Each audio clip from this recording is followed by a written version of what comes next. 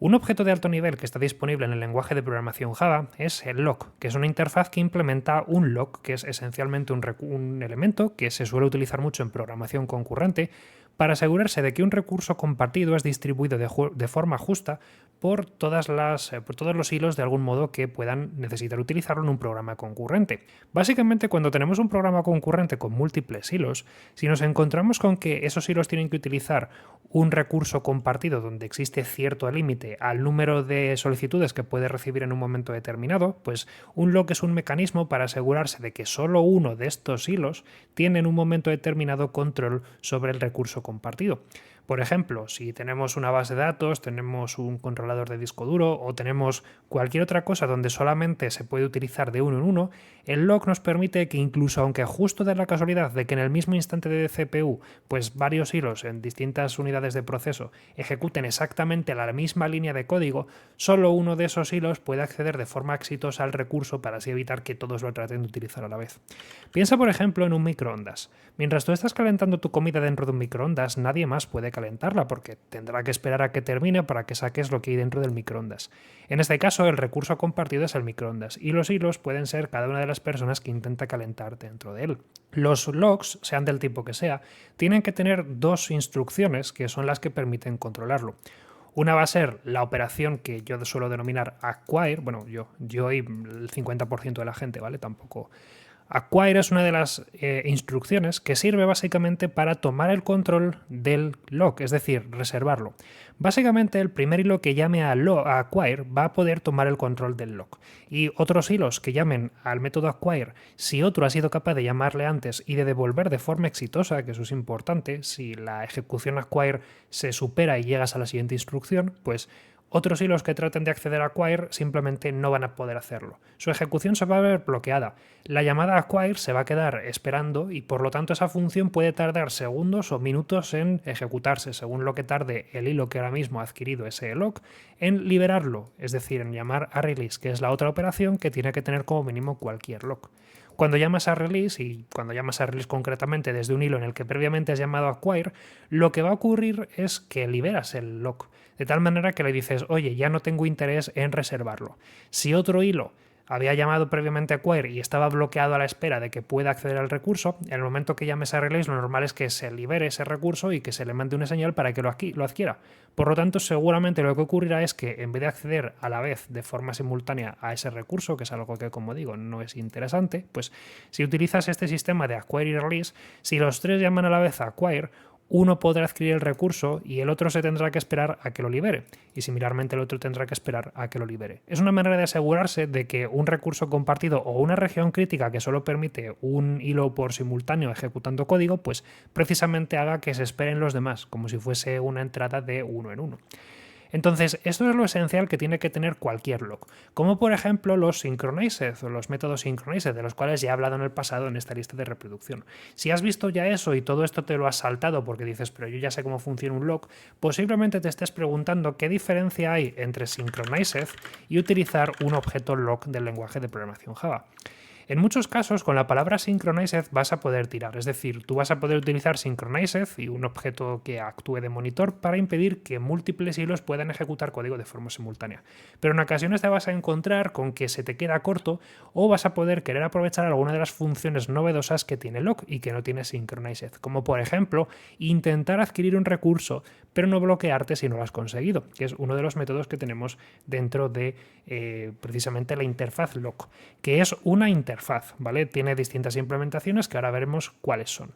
Pero por lo demás, lock, menos el objeto lock, también va a tener un método para el acquire y para el release, aunque no se van a llamar así, ¿vale? Se van a llamar lock y un lock, pero ahora vais a ver con el ejemplo que funcionan exactamente igual.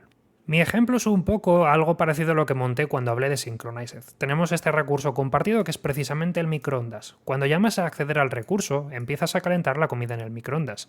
Te esperas 2 segundos y finalmente la comida está lista. Por supuesto he puesto un interrupted exception por lo que pueda ocurrir, pero por lo general esta llamada pues tomará 2 segundos y calentará la comida.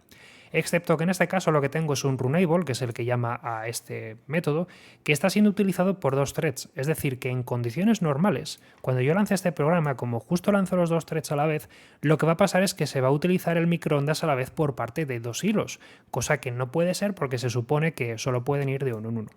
Cuando utilicemos logs, cuando utilicemos concretamente la interfaz log, podemos simplemente pedir un log reservando una variable que tiene que ser, bueno, en este caso estática, porque este método es estático, que generalmente vamos a querer que sea final, precisamente para que no nos molesten, y luego también porque en algunas ocasiones el propio lenguaje nos exige que si compartimos variables entre hilos sean final y tal, que va a ser de tipo log, ¿vale? Que es precisamente la interfaz que dispone pues de esos métodos que sirven para impedir que un recurso sea accedido por múltiples, ¿vale? Por ejemplo, voy a llamarlo microondas y lo voy a instanciar. Y como es una interfaz, no puedo hacer log. El log más esencial que seguramente me interesa en estas circunstancias es el rentran log. Vendría a ser el tipo más básico de log. Se llama rentran porque es una cualidad que no es obligatoria que tenga un hilo, pero que en muchos casos va a ser deseable. A veces puede ocurrir que un hilo, después de bloquear un log, trate de volverlo a bloquear por la razón que sea. Por ejemplo, porque sea una llamada recursiva, porque se llame a sí mismo. En fin, en resumen, que puede ocurrir a veces que un hilo trate de llamar a acquire múltiples veces. Cuando un log es reentrante, como su propio nombre indica, puede reentrarse, es decir, puede llamar múltiples veces a adquirir, y mientras se trate del mismo hilo, si llamas múltiples veces a acquire desde el mismo hilo, pues se va a considerar como un acceso coherente y por lo tanto te va a dejar entrar. Si el hilo no es reentrante, puede ocurrir que se bloquee porque dice no te puedo dar acceso porque ya lo tienes pillado. Y entonces, como se queda bloqueado, pues ningún hilo continúa su ejecución y por lo tanto tu programa muere de inanición.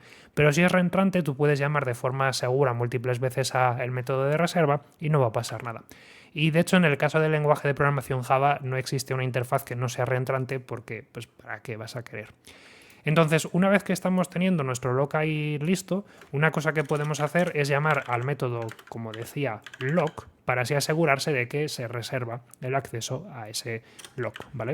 Entonces, si yo ahora reservo con log y me olvido de poner en un log, lo que va a ocurrir es que el primer hilo que consiga acceder al log va a poder llamarle bien y va a ejecutar el código. Pero el segundo básicamente se va a quedar a la espera de que alguien lo libere. Y como no lo estoy liberando, el programa se va a quedar congelado infinitamente. Por ejemplo, en este caso está calentando la comida en el microondas y este termina. Pero hay un hilo que no ha empezado su ejecución básicamente porque pues, no ha podido entrar en primer lugar, porque me he olvidado de liberarlo. Así que importante, cuando terminemos de trabajar con nuestro microondas, tenemos que asegurarnos en este caso de que lo liberamos, ¿vale? Llamamos en este caso al método unlock y con eso nos aseguramos de que si tenemos otro hilo a la espera para poder acceder a ese recurso compartido, se bloquea, ¿vale?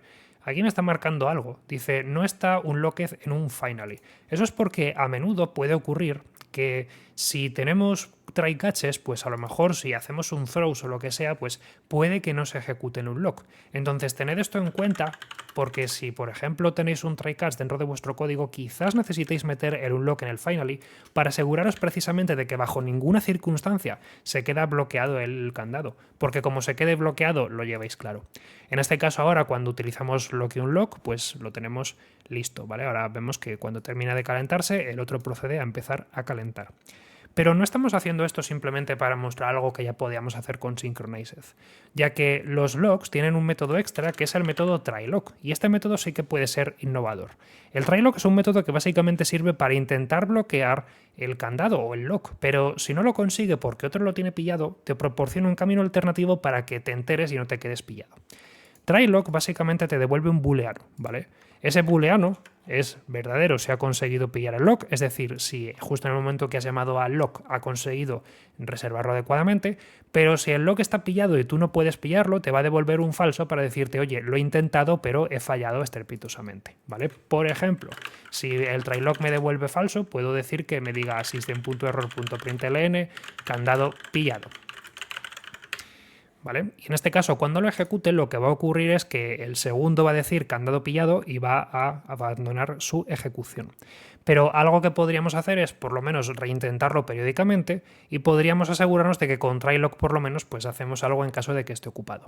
Si llamamos así tal cual y por ejemplo pongo un while para hacer que se ejecute mientras el candado esté pillado, esto básicamente va a reventar la salida estándar de errores, porque lo que va a ocurrir es que se va a ejecutar esto infinitas veces, ¿vale? Porque el método try-lock devuelve al instante, salvo que utilicemos la otra variante de try-lock en la cual especificamos el tiempo que queremos que se quede pillado.